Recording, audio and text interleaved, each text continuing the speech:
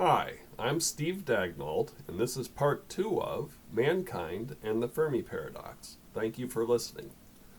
Science says that before life there were micro and macro interactions that were governed by relationships between small numbers of particles, large numbers of particles, and gravity.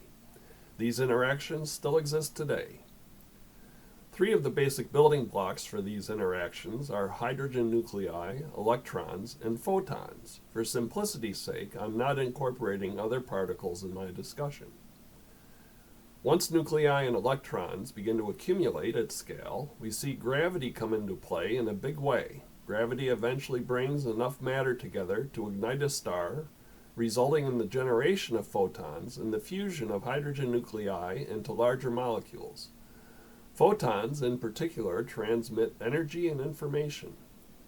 These various interactions between the building blocks result in preferred states, steady states for a time, and are constantly adjusting in relation to each other, both in micro and macro frames of reference.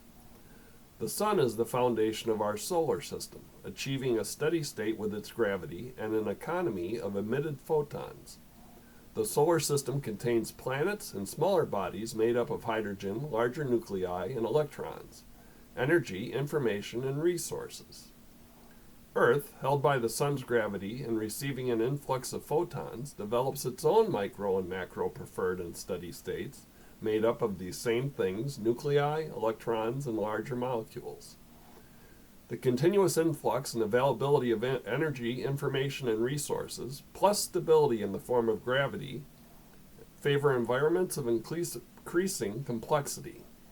These structures and environments also develop preferred and steady states that interact and adapt. The phenomenon of structures and environments persisting in preference or competition with other structures and environments is the essence of preferred states. This chemical evolution scales up to more advanced structures that don't simply adapt and persist, but are able to replicate. These more advanced structures experience the same environmental pressures to interact and adapt, at least up until they run into a more preferred structure they can't compete with or adapt to. Can I call this interaction and adaptation threat recognition and mitigation? Maybe threat recognition and mitigation sounds too cognitive to be used just yet. Can the persistence or replication of preferred structures be called success, fitness, or survival?